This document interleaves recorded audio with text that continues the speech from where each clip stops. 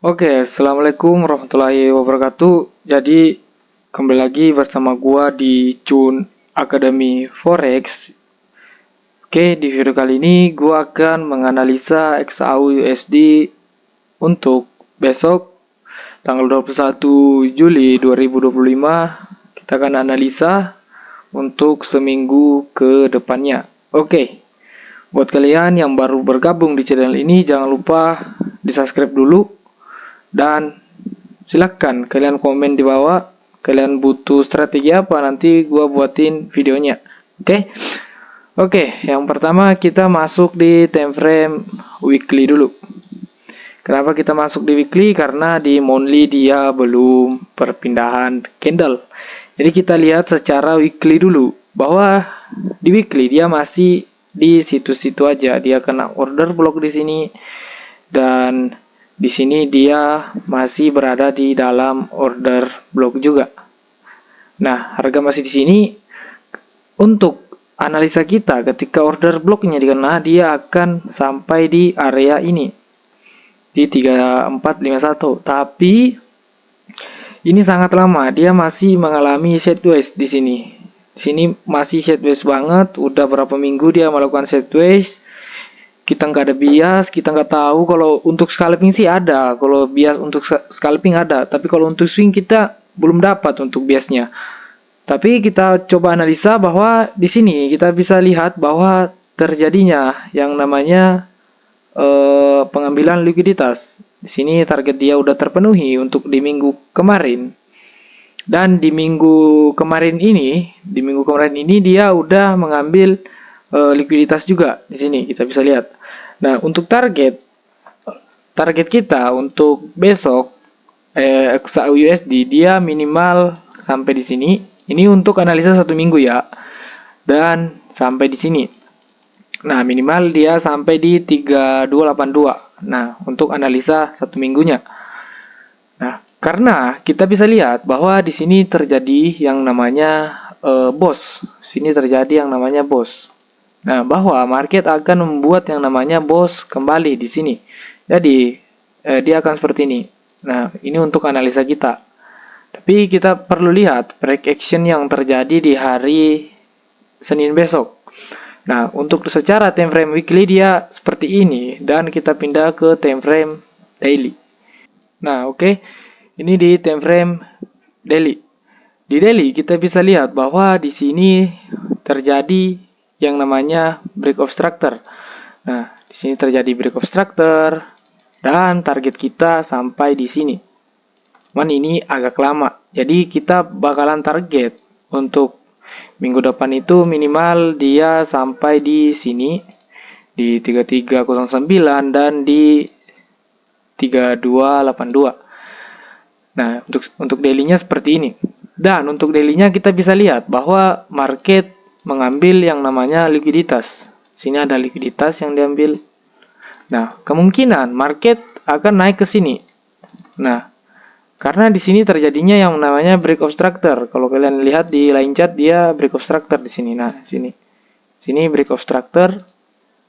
Dan ini menjadi targetnya. Ini menjadi target kenaikan. Kita bisa lihat. Nah, ini udah diambil targetnya. Nah, dan untuk time frame daily, secara time frame daily kita bisa lihat di sini masih ada yang namanya liquidity. Dan kita lihat di sini dia mengambil yang namanya gap. Ini ada gap di sini. Nah, ini ada gap. Jadi ekspektasi kita itu bakalan turun sampai sini dan di sini. Nah, seperti itu. Ini untuk targetnya ya. Target jauh. Nah, tapi kita lihat dulu di time frame 4 jamnya. Di 4 jam. Di 4 jam kita lihat bahwa market mengalami kenaikan. Di sini pullback-nya diambil, di sini break of structure. Di sini dia pullback. Pullback-nya diambil, break of structure dan terjadinya change of character di H4. Di H4 di sini dia change of character. Sorry, di sini dia change of character. Yang darinya uptrend akan menjadi downtrend. Jadi untuk target kita itu sebenarnya jauh. Target kita jauh. Bisa membuat yang namanya break of structure di sini. Tapi kita trading Kalau kita lihat secara TM frame weekly tadi, bahwa market itu lama banget sideways. Dia sidewaysnya lama banget, tapi range-nya itu besar. Range-nya itu besar. Nah, ini untuk TP swing kita, ini target jauh kita. Karena kita lihat di sini, ini candle news apa ya ini? CPI ya. Ini news CPI kayaknya nih candle nih. Nah, candlenya belum ditutup secara sempurna. Nah, ini belum ditutup, diambil semua. Nah, dan ini menjadi area order block kita. Ini ada area order block. Dan kita bisa buy dulu, kita bisa buy berapa pips nih? Kita bisa buy sampai di sini di 330 pips. Kita bisa buy area dan kita mencari konfirmasi di H1. Di H1 kita bisa lihat bahwa di sini udah terjadinya yang namanya ini nih, kalian bisa lihat. Sini pullback, pullbacknya diambil. Nah, diambil, dia turun lagi segini. Nah, kemungkinan dia akan naik seperti ini. Karena kita lihat di secara time frame 1 dia masih kuat bullish. Jadi kita buy dulu lah. Kita bisa buy dulu sampai di sini. Nah, ketika udah sampai di sini kita fokus mencari sell. Kita fokus mencari sell sampai di area minimal di sini. Nah, minimal di sini kita akan cari sell. Ketika dia sudah mengambil liquidity yang di sini, karena di sini kita bisa lihat di sini ada yang terbentuk yang sebagai resisten. Ini adalah resisten. Jadi kita bisa buy dulu. Kita bisa buy dulu untuk hari Seninnya, kita bisa buy dulu sampai ke area sell kita di 3389. Oke. Nah, untuk di time frame 15 kita bisa cari konfirmasi di M15 bahwa di M15 di sini dia membentuk yang namanya seperti ini. Nah, jadi kita tinggal tunggu dia break aja, kita tinggal tunggu dia break. Dia breaknya kemana? Apakah dia breaknya ke atas atau ke bawah? Nah, dan zona order block di sini kita bisa refine agar resiko kita lebih kecil. Nah, di sini kita ada area di sini. Nah, ini ada area yang pas banget. Nah, ini kita bisa refine ke sini. Jadi apa ya, untuk chart pattern ini kalau kalian mau pakai, kalau dia langsung break ke atas kalian langsung buy, it's okay, nggak apa-apa. Tapi gua pribadi akan tunggu di area sini. Gua pribadi akan tunggu di area di sini di zona 33, 35, 33, 37. Nah, ini adalah area zone kita yang cukup bagus dan untuk SL-nya berada di sini. Dan target TP kita di sini tadi, di liquidity-nya. Nah, kalau untuk chart pattern sih aku sih kurang pakai ya. Oke, tapi kita bisa lihat bahwa harga di sini mengenai yang namanya area base.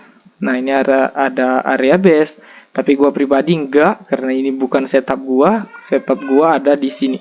Karena di sini dia membuat yang namanya liquidity equal low. Nah, yang pernah gua bahas di video, sini ada liquidity order equal low. Jadi kemungkinan pada retail trader yang lain itu akan buy posisi langsung di sini dan harga naik sedikit dan langsung SL. Nah, seperti itu. Ketika SL-nya udah diambil semua,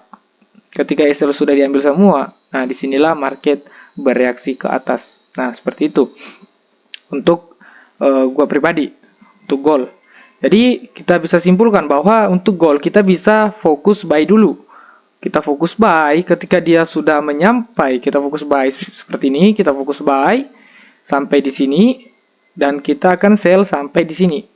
Nah, seperti itu. Ini untuk skenario gua pribadi untuk gold. Kalau kalian ada pendapat yang lain silahkan komen di bawah bagaimana analisa kalian untuk minggu depannya.